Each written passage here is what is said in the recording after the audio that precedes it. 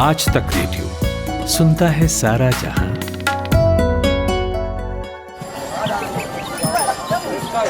ऐसा है, खेल इस बात का है ये नहीं कि आप कितना कमाते हैं, खेल गुरु इस बात का है कि आप कितना बचाते हो। अब कैसे बचाएं? ये बैंक और बाजार की ये टेढ़ी मेढ़ी बातें गले तो उतरती नहीं हैं। अरे तो महाराज उनसे मिलिए ना, अपने मनी मैनेजर से।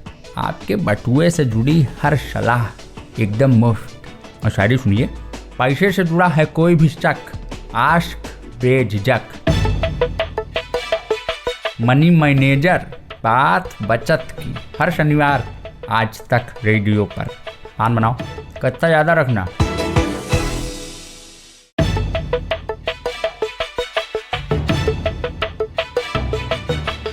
पिछले साल जून में IRDA यानी कि insurance regulatory and development authority ने बीमा कंपनियों को निर्देश दिया कि उन्हें कोरोना संक्रमितों के इलाज से जुड़े खर्चों को हेल्थ पॉलिसी में कवर करना होगा।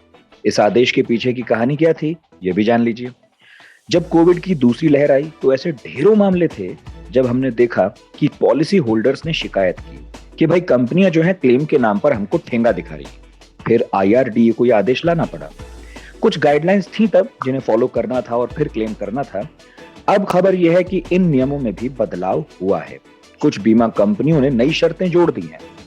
दुर्भाग्य है कि कोविड अब भी यहीं है, खतरा बरकरार है, लोग परेशान हैं।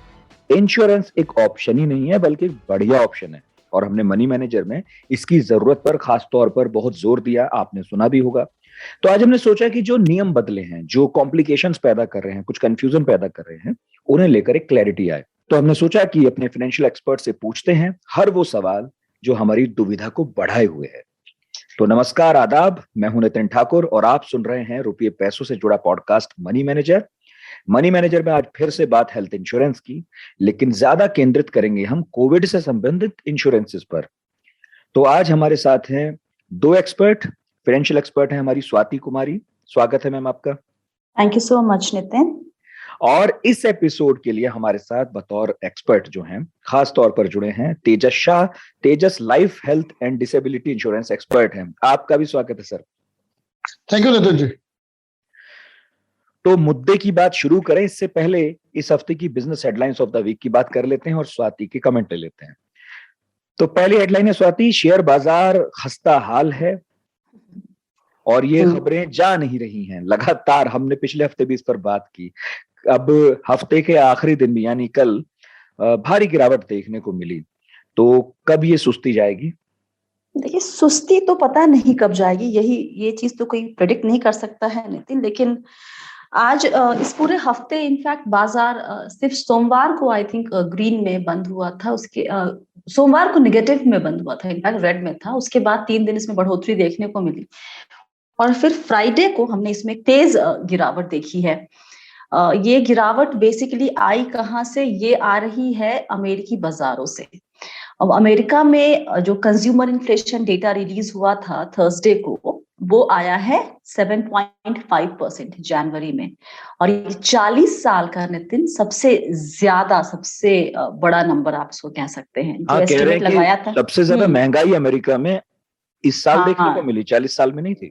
40 साल के बाद ये नंबर देखने को मिला। 40 साल में कभी भी 7.5% नहीं गया होगा, ठीक है। और उसके पहले हमारे यहाँ के जो सेंट्रल बैंक है RBI ने, उन्होंने अपना की इंटरेस्ट रेट बोला कि हम अभी चेंज नहीं करेंगे। और ये बात हो रही है कि अब फेड जो है वो कम से कम 100 बेसिस पॉइंट रेट्स इंक्रीज करेगा एक साल में, इस साल स्पेशली, और मार्च तक में हम 50 बेसिस पॉइंट का हाइक देख सकते हैं। और ये जो दो खबरें हैं कि ये या तो 100 बेसिस पॉइंट एक साल में या 50 बेसिस पॉइंट मार्च में ही, ये किसी भी लिहाज से ग्लोबल इक्विटी मार्केट के लिए एक अच्छी खबर नहीं है। और उसी का इम्पैक्ट हमको दिखा है हमारे बाजार पे, जो एकदम आज धड़ाम से गिरे। इनफैक्ट थोड़ी रिकवरी आई, हालांकि फ्राइडे को दोपहर तक, लेकिन एंड में बाजार ठीक ठाक गिरावट के साथ गिरे। तो अभी बाजार में ये रहेगा वोलेटिलिटी बना हुआ है। दिस इज ये अभी अगले 1 हफ्ते या 2 हफ्ते में नहीं स्मूथ होने दूर नहीं होने वाला है, बिल्कुल नहीं। ठीक है। दूसरी हेडलाइन है RBI से जुड़ी नई क्रेडिट पॉलिसी का ऐलान हो गया है। ब्याज दरों में बदलाव कोई नहीं है। Repo rate 4%, reverse repo rate 3.35%। इस पर क्या कहेंगे? उम्मीद तो यही थी कि रिवर्स रेपो रेट को बढ़ाया जाएगा, रेपो रेट पे शायद को जितना है उस पे रखा जाएगा 4% पे। देखिए, जो सुन रहे हैं वो ये टर्म सुनते हैं, रेपो रेट क्या होता है, रेपो रेट नहीं बढ़ा, रिवर्स रेपो रेट नहीं बढ़ा, तो उसका मायना क्विकली समझा देते हैं। बेसिकली रेपो रेट वो इंटरेस्ट रेट होता है जिस दर पे commercial bank, reserve bank of India और हमारे सेंट्रल बैंक से उधार लेती है, और रिवर्स रेपो रेट वो इंटरेस्ट रेट होता है जिस दर पे रिजर्व बैंक बैंकों से पैसा वापस लेता है। तो ये दोनों जो रेट है वो बेसिकली किसी भी फाइनेंशियल सिस्टम को मैनेज करने में, वहां लिक्विडिटी कंट्रोल करने में हेल्प करते हैं, और इससे महंगाई दर पर लगाम कसने में भी आसानी होती है। जब रेपो रेट ज्यादा होता है तो बैंकों को ऊंची दरों पर लोन मिलता है, इसके कारण वो ऊंची दरों पर लोन बांटते हैं। रेपो रेट कम होता है तो बैंकों को सस्ती दरों पर रिजर्व बैंक से कर्ज मिलता है और वो सस्ती दरों पर बांटते हैं। जब इंटरेस्ट रेट घटता है ना, तब हमारी इकोनॉमी में लिक्विडिटी बढ़ जाती है, और इसकी वजह से हमारे पास पैसे ज्यादा होते हैं, खरीदने की क्षमता बढ़ जाती है, मांग बढ़ती है और महंगाई बढ़ती है, और यही अभी हमारी हालत है। महंगाई बढ़ी हुई है और इसको कंट्रोल करना जरूरी है, लेकिन जो स्टांस अभी आरबीआई ने या फिर एमपीसी ने लिया है वो दिखाता है कि वो अभी बहुत ज्यादा अनकंफर्टेबल शायद नहीं है, या फिर है भी तो वो दिखा नहीं रहे हैं, और वो प्रो ग्रोथ कहते हैं ना, कि ग्रोथ को बढ़ावा देने के लिए जो स्टेप उठाने हैं उसी पे अभी अपना कायम है, अपना नजरिया वही रखा है उन्होंने। तो बाकी दुनिया के जो देश है वो सब रेट बढ़ाने की तरफ लग रहे हैं। हमारा देश जो है वो अभी बैठा हुआ है कि चलो हम वेट एंड वॉच करेंगे और हम अपना पॉलिसी अपने डोमेस्टिक हालात को देखते हुए तय करेंगे। ओके। और तीसरी हेडलाइन है स्वाति की 3 एनएफओ खुले हैं इस हफ्ते। एक तो ICICI prudential mutual fund launch हुआ है, एक तो आईसीआईसीआई प्रूडेंशियल म्यूचुअल फंड ने लॉन्च किया है निफ्टी बैंक इंडेक्स फंड, 24 फरवरी को बंद होगा। एचडीएफसी म्यूचुअल फंड्स ने भी 2 नए फंड ऑफर अनाउंस किए हैं, एचडीएफसी निफ्टी 100 इंडेक्स फंड और HDFC Nifty 100 equal weight index fund. तो ये खबर हमारे कितने काम की है? देखिए, खबर इसलिए हमारे काम की कि हमारे शो का नाम है मनी मैनेजर, और पैसे इन्वेस्ट करवाना, सही तरीके से करवाना, उनको सही जानकारी देना, ये हमारा काम है। तो ये खबर हम सब निवेशकों के लिए है जो म्यूचुअल फंड में निवेश करते हैं, जो हमें लगता है एक बड़ा तबका हमारे व्यूअर्स का या लिसनर्स का होगा। बिल्कुल। राइट। तो देखिए, आजकल इंडेक्स फंड एकदम से वापस से मैं नहीं कहूंगी, लेकिन बीते 1-2 साल में इंडेक्स फंड की अहमियत या उसका क्या कहें, उसका रुतबा बढ़ गया है। ये पैसिव फंड होते हैं बेसिकली, एक्टिव और पैसिव 2 तरह के फंड होते हैं। एक्टिव में फंड मैनेजर खुद से कॉल लेता है कि एक स्कीम में कौन कौन से स्टॉक रखने हैं, और पैसिव में आप किसी इंडेक्स को फॉलो करते हैं। तो अब जो डेटा या नंबर सामने आ रहे हैं वो ये कहते हैं कि भाई एटलीस्ट लार्ज कैप जो होता है कैटेगरी, वहां पर फंड मैनेजर के पास बहुत ज्यादा स्कोप नहीं है एक्टिवली फंड को मैनेज करके इंडेक्स से ज्यादा रिटर्न देने का, और मिड एंड स्मॉल में अभी भी स्कोप है। और इसी वजह से हम देख रहे हैं कि इंडेक्स फंड की तरफ लोगों का रुझान और फंड हाउस का रुझान बहुत ज्यादा बढ़ा है, और बीते 1 साल में बहुत सारे इंडेक्स फंड आए हैं। निफ्टी बैंक इंडेक्स जो है आईसीआईसीआई म्यूचुअल फंड का, ये इस इंडेक्स में 12 बैंक्स हैं, 12 बैंक्स के स्टॉक रहेंगे।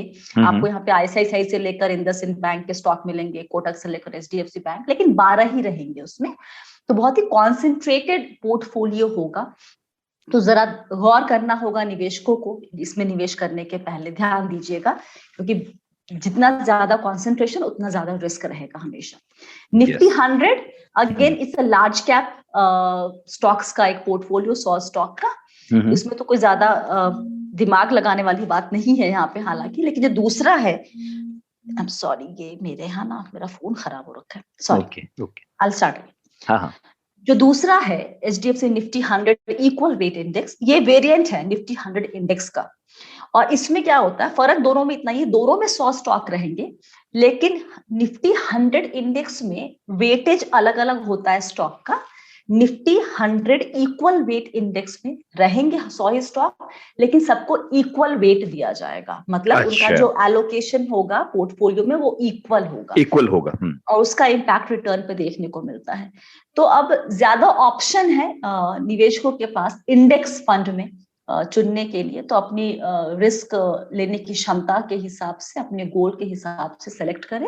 मेरा ख्याल है कि इंडेक्स फंड में हालांकि ट्रैक रिकॉर्ड की जरूरत नहीं होती है, लेकिन फिर भी इंतजार करें, देख ले एक्सपेंस रेशियो क्या दे रहे हैं, ट्रैकिंग एरर क्या आ रहा है, उसके हिसाब से तय करें कि निवेश करना है कि नहीं। और अब लौटते हैं अपने टॉपिक पर, जो आज है इंश्योरेंस, वो भी कोविड के इर्द गिर्द। क्या करें, कैसे करें, बहुत सारी कंफ्यूजन है। तो हमारे साथ तेजस है। तो मेरा पहला सवाल आपसे ये है कि बेसिकली कोविड के पहले और उसके बाद जो हेल्थ इंश्योरेंस के नियम है वो किस तरह बदले हैं, मतलब पहले क्या था और अब क्या परिवर्तन हो गया? नितिन जी, ऐसा है, कोविड के पहले जो हमारे हेल्थ इंश्योरेंस के रूल्स एंड रेगुलेशंस थे और अब जो है उसमें बहुत बड़ा फर्क तो नहीं है। पर ऑफ कोर्स जिस मेंबर को कोविड हुआ है, जिस इंडिविजुअल को कोविड डिटेक्ट हुआ है, उससे कनेक्टेड रूल्स एंड रेगुलेशंस में काफी चेंजेस आए। फॉर एग्जांपल, किसी को कोविड हुआ है और वो यदि एक इंश्योरेंस पॉलिसी के लिए अप्लाई कर रहा है, तो there is a separate questionnaire from all insurance companies, जहां पे वो पूछते हैं कि भाई कोविड हुआ था, क्या हुआ था, कैसे हुआ था, क्या क्या टेस्ट करवाए थे आपने, क्या क्या रिपोर्ट्स थे, वो सारे रिपोर्ट्स हमसे शेयर कीजिए। उसके बेसिस पे वो अंडरराइटिंग करेंगे। यदि कोई हॉस्पिटलाइज हुआ है तब तो फिर उसका डिस्चार्ज करके बेसिस पे ही अंडरराइटिंग करेंगे।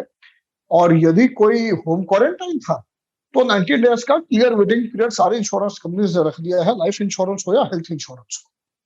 वो 90 डेज के बाद ही प्रपोजल देखेंगे, तब तक प्रपोजल देखते भी नहीं है। लेकिन ये बताएं तेजस, हमें हेल्थ इंश्योरेंस में वेटिंग पीरियड का कॉन्सेप्ट समझ में आता था कि इसमें 3 तरह के वेटिंग पीरियड होते थे। कुछ बीमारियां आपको, एक तो स्टैंडर्ड वेटिंग पीरियड है कि लेने के बाद के वेटिंग पीरियड की बात कर रहे हैं। लाइफ, यहाँ पर जब हम कह रहे हैं कि वेटिंग पीरियड लगा दिया गया है लाइफ इंश्योरेंस में, इसका मायना यही है कि अब अगर आपको कोविड हुआ है तो अगले 3 महीने या 40 डेज या 50 डेज, सबका अलग अलग होगा आई एम श्योर, उतने दिन आपको पॉलिसी मिलेगी नहीं बेसिकली। जी, सो इसमें ऐसा भी हो गया स्वाति जी, 2 चीज है कि पहला तो जैसा आपने बताया कि यदि किसी को कोविड हुआ था तो from the date of discharge 90 days तक आप अप्लाई नहीं करें, और यदि आपने अप्लाई कर दिया तो वो प्रपोजल को होल्ड पे रख देंगे। दे विल टेल यू कि हम ये प्रपोजल को होल्ड पे रख रहे हैं, 90 डेज के बाद ही आपका प्रपोजल रिव्यू करेंगे with fresh medical reports. 90 days. और कोविड के पहले एक्सरे करवाना was not necessary, not compulsory. वो अंडरराइटर के ऊपर होता था, या किसी एक वैल्यू के ऊपर कह दिया कि इंश्योरेंस मांग रहे हैं, या किसी एज के ऊपर इंश्योरेंस मांगा जा रहा है, तो ही इंश्योरेंस कंपनीज एक्सरे पे इंसिस्ट किया करती थी। अब in all cases where somebody was diagnosed covid positive, x-ray compulsory कर दिया गया है, वो भी 90 डेज के बाद में। लेकिन ये वेटिंग पीरियड पहले भी था या ये नया है वेटिंग पीरियड? नहीं, ये नया है वेटिंग पीरियड, ये पहले नहीं होता था। क्योंकि कहीं कहीं पे लिखा हुआ है, मैंने पढ़ा था कहीं पर कि apparently there is a standard practice कि हर लाइफ और health insurance company require people to wait for a specific period, मतलब कुछ वक्त के लिए उनको इंतजार करना होता है। किसी किसी बीमारियों के संदर्भ में ये बात कही गई है। तो ये पहले, अगर आप कह रहे हैं कि पहले ये वेटिंग पीरियड नहीं था, तो ये स्टेटमेंट गलत है, इसका मतलब? नहीं, ये स्टेटमेंट सही है। मैं आपको इसके बारे में थोड़ा और समझाता हूँ। With respect to life insurance, ये एप्लीकेबल नहीं था। लाइफ इंश्योरेंस में वो जिस दिन आपने प्रपोज किया उस दिन आपकी जो भी हेल्थ की कंडीशन है उसके बेसिस पे they will give the decision. Generally वो या तो अप्रूवल या रिजेक्शन ही होता था। रेयरेस्ट ऑफ रेयर केस में लियन भी होता था कि मैं 3 साल का लियन रखता हूँ, 3 साल के लिए मैं कवर ही नहीं करूंगा। ऐसे रेयर केसेस होते थे, ये हमने बहुत कम सुने हैं। ओके, ये लाइफ इंश्योरेंस की बात की हमने। Now when we go back to health insurance policies, तो हेल्थ इंश्योरेंस पॉलिसीज में हमेशा एक स्टेटमेंट होता है that for all pre existing medical conditions we will have a waiting period of x number of months. वो years नहीं लिखते, x number of months लिखते हैं। Now this will differ from 1 year to 4 years. Okay. और जब pre existing diseases बोला जाता है तो Covid is also pre existing medical condition, which means कि कोविड से रिलेटेड अगर कोई भी क्लेम, अगर इंश्योरेंस कंपनी ने प्री एग्जिस्टिंग कंडीशन 3 साल के लिए रखी है, 36 मंथ्स के लिए, और कोई कोविड पॉजिटिव पाया जाता है और उसके साइड इफेक्ट से कोई क्लेम आता है अगले 3 साल में, तो that person is not covered for this. Nitin और तेजस दोनों से मतलब ये बात सुन के ये लग रहा है कि फिर तो क्योंकि कोविड का जो इम्पैक्ट है हेल्थ पे वो बहुत ही अलग सा है और ये बहुत सारे ऑर्गन्स को अफेक्ट करता है। तेजस बिल्कुल, हमने सुना ना पहले जैसे वो आंख वाला एक प्रॉब्लम शुरू हो गया था, और अब तो डॉक्टर्स ने भी उसमें बताया कि भाई कोविड भले ही चला जाता है लेकिन आपके शरीर के जो आंतरिक अंग हैं उस पर ऐसा असर छोड़कर जाता है कि आपको उस बीमारी का पता बाद में चलता है। वैसे में तो तेजस बड़ा ही मुश्किल हो जाएगा क्लेम लेना। जी, और from the insurance companies perspective भी आपसे एक छोटी बात शेयर करना चाहता हूँ। इंश्योरेंस कंपनीज भी क्यों इतना डरे हुए हैं कि खास करके वेव 1 और वेव 2 में ये चीज देखी गई है दैट हमने काफी लोगों के बारे में सुना कि जो एकदम हेल्दी थे एंड सडनली हार्ट अटैक आया और उनकी डेथ हो गई। मेरा एक ये पर्सनल स्टडी रहा है कि कोविड में जिसको कोविड होता है उनका जो ब्लड है वो थिक होने लगता है, जिसके हिसाब से उनको आगे चलकर तकलीफ हो सकती है। तो this is also a big risk for the insurance company, उनके लिए भी एक बड़ी लायबिलिटी हो सकती है। बिकॉज ऑफ दिस रीजन ये लंग्स और हार्ट के ऊपर ज्यादा डरते हैं and they have kept a waiting period for 90 days. पर हैविंग सेड दिस 90 डेज के बाद में हम प्रपोज कर सकते हैं and insurance companies are accepting this proposals and at the same time वो 3 साल का वेटिंग पीरियड तो है जो हमें निकालना ही होगा। And this is one of the reasons जब हम हमेशा कहते हैं कि आप इंश्योरेंस तब ले जब आप अच्छी हेल्थ में, अच्छी सेहत में है, because you are insurable today. During covid तो इंश्योरेंस मिलना भी मुश्किल हो गया था, और शायद आप दोनों ने ही ये पढ़ा होगा कि रिसेंटली काफी न्यूज़पेपर्स में आया था कि री इंश्योरेंस ने अपने प्रीमियम रेट्स बढ़ा दिए हैं। आज भी ऐसे कुछ इंश्योरेंस कंपनीज हैं जो एक लिमिट तक ही इंश्योरेंस दे रही है। हाँ, उसमें भी कुछ नियम बदले हैं री इंश्योरेंस वाले में ना। जी, उन्होंने अपने प्रीमियम्स हाइक कर दिए हैं because claim ratios come very bad, और कोविड के साइड इफेक्ट्स भी हैं। जैसे हम बात करें मल्टीपल ऑर्गन फेलियर्स के बारे में, the claim ratio can be massive. मतलब ये चैलेंज केवल लोगों के लिए नहीं है बल्कि इंश्योरेंस कंपनियों के लिए भी हो गया है कि भाई वो चाहें भी तो किस तरह से एक ऐसा प्लान बनाए कि वो भी फायदे में रहें और लोगों को भी फायदा हो ही जाए। Absolutely, absolutely. यहाँ पे तेजस, आपने री इंश्योरर की बात की और ये भी मैंने कई आर्टिकल में पढ़ा था कि उन्होंने कहा इंश्योरेंस कंपनियों को कि आप कोरोना वायरस इन्फेक्शन को स्टैंडर्ड वेटिंग पीरियड के दायरे में लाइए। तो उनका रोल वो क्यों ये तय कर रहा है, वो क्यों कह रहे हैं इंश्योरेंस कंपनियों को कि आप उसको लिस्ट में लाइए? ये IRDAI की तरफ से नहीं आया है, ये री इंश्योरर कंपनियों की तरफ से आया है, राइट? हाँ जी, बिल्कुल। तो उनका रोल क्या है इस पूरे मसले में?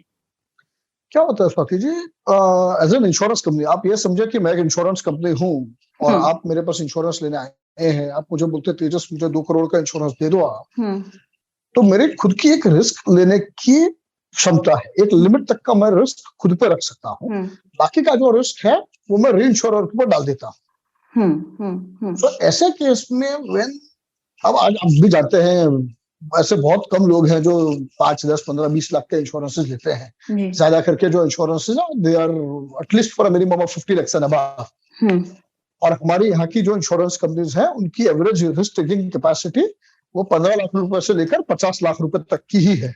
ओके। तो ऊपर का जो सारा वैल्यू है वो री इंश्योरेंस कंपनी को सेल कर देते हैं, और री इंश्योरेंस कंपनी बोलती है कि भाई आप 90 डेज वेटिंग पीरियड के बाद ही लीजिए। तो वो जो रूल री इंश्योरेंस कंपनी ने इन पे डाला है वो रूल हम पे आ जाता है सीधा। ओके, तो बहुत बड़ा रोल प्ले करती है यहाँ पे reinsurance. Yes, reinsurance play a very big role in the industry today.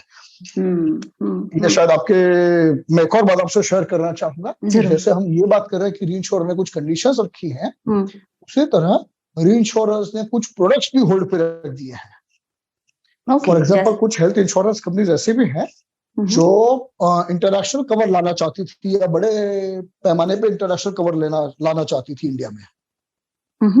हमारे यहाँ पे कुछ कंपनीज ऐसी है, काफी कंपनीज ऐसी हैं जो इंटरनेशनल कवर देना चाहती है। हमारे जो HNI अल्ट्रा HNI क्लाइंट्स होते हैं जी, वो चाहते हैं कि अगर मुझे किडनी का प्रॉब्लम है या कैंसर का इश्यू है या लीवर का कोई इश्यू है, ट्रांसप्लांट है, तो मैं आउट ऑफ इंडिया जाकर करवाना चाहता हूँ, जिसकी कॉस्ट बहुत बड़ी हो सकती है।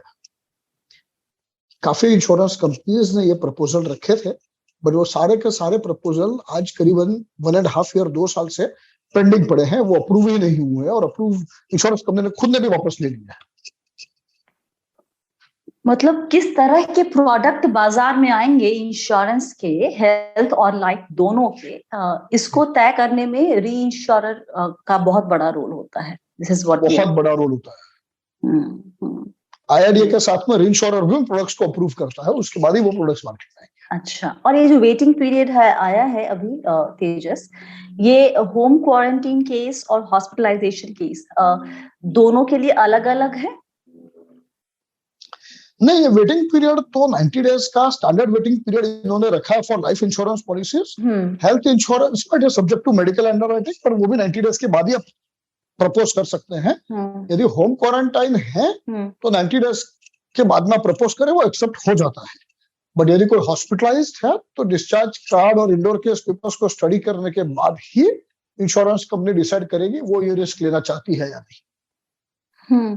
और क्या आपकी नजर में ऐसा कोई किस्सा या मसला आया, क्योंकि आप इतने सालों से इंडस्ट्री में हैं और आप अभी भी आप इतने सारी कंपनियों से जुड़े हुए हैं, कि कंपनियां नहीं एक्सेप्ट करी, मतलब होल्ड पे डालना अलग बात होता है, लेकिन कंपनियां रिजेक्ट कर दे रही है क्योंकि हम आपको देंगे ही नहीं इंश्योरेंस? ऐसे काफी केसेस आते हैं, और स्पेशली कोरोना के बाद मैं बात कर रही हूँ, कोरोना वायरस के पूरे 2 साल 1-1.5 साल में जो कुछ हुआ है उसके बाद ये ज्यादा केसेस बढ़ गए हैं, ऐसा आपको लगता है? जी, ऐसे केसेस बढ़े हैं, बिल्कुल। Nitin, anything else you would like to ask? हाँ, मैं तो आखिर में पूछना चाहूंगा सर, फिर तो कुछ टिप्स दे दीजिए कि कोई चुनने जाए तो क्या करे। इतने नियम कानून तो हैं, अब क्या कर सकते हैं, माहौल ऐसा है। सर इसमें टिप्स में तो बहुत छोटी सी बात है कि अनफॉर्चुनेटली हमारे पास कोई रेगुलेटरी बॉडी हेल्थ सेक्टर में नहीं है कि जहाँ पे एक हॉस्पिटल एक्स अमाउंट का चार्ज लगा सकती है या नहीं लगा सकती है सर्जरी के ऊपर या ट्रीटमेंट के ऊपर। That does not exist in our country. वो होना चाहिए था पर वो नहीं है हमारे पास आज। और हमें बहुत खास ध्यान रखना चाहिए कि डिस्चार्ज कार्ड में क्या प्रिंट हो रहा है, क्या टाइप हो रहा है। हमने एक केस ऐसा भी देखा था जहाँ पे क्लाइंट को लंग्स में कोई प्रॉब्लम नहीं था, लंग्स एकदम ठीक थे, पर डॉक्टर ने एक रिमार्क लिखा था उनके डिस्चार्ज कार्ड में कि लंग्स में कोई प्रॉब्लम है, और वही प्रपोजल रिजेक्ट हो गया क्लाइंट का, बिकॉज इंश्योरेंस कंपनी ने बता दिया कि भाई लंग्स का problem, I don't want to take this risk. So we have to be very, very vigilant when we propose, when we are admitted, when we are taking the treatment. और कोशिश करें हो सके उतना सच बोले।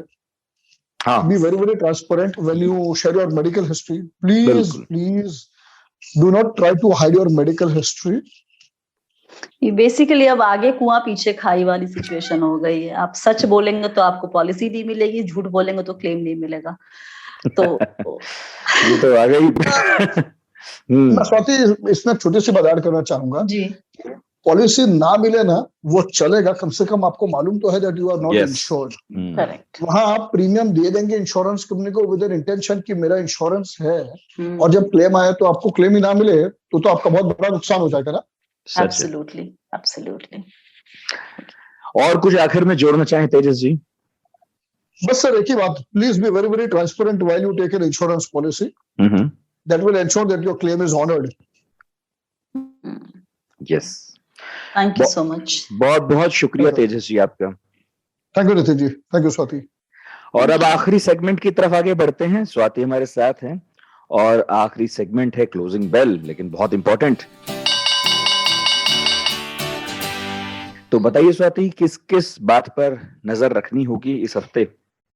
देखिए, नंबर्स कुछ आ रहे, रिजल्ट क्योंकि सीजन चल रहा है तो नंबर्स कंपनियों के आ रहे हैं, तो आपको उन नंबर्स पे नजर, अगर आप स्टॉक मार्केट में निवेश करते हैं तो थायरोकेयर टेक्नोलॉजीज का 12 फरवरी को नतीजों के साथ साथ अंतरिम डिविडेंड पर विचार होना है।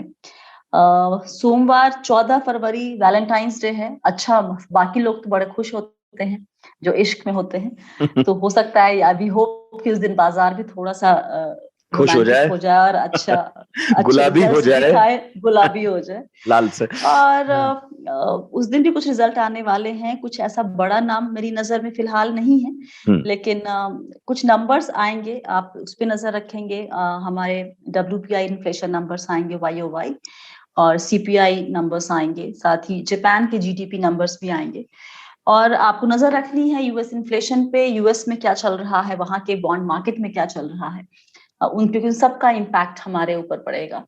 तो ये नंबर्स आजकल जो बाकी देशों के जीडीपी नंबर्स वगैरह सब इंटरलिंक्ड होते हैं। हम अलग आइसोलेशन में काम नहीं कर रहे हैं। सच है, वो अमेरिका देखिए कैसे नर्वस है, तो फिर यहाँ बरकरार तो है सब। एग्जैक्टली, तो वो सब नजर रखिए और बस संभल के निवेश करें, यही कहना चाहेंगे हम। बिल्कुल, thank you so much Swati ji, शुक्रिया नितिन। तो आपने सुना तेजस को और स्वाति को। स्वाति हमारे साथ अक्सर जुड़ती है मनी मैनेजर में। इनका अपना एक यूट्यूब चैनल है जहां पर इसी तरह के मुश्किल सवालों का आसान भाषा में वो जवाब देती हैं। नाम है उसका बी वेल्दी।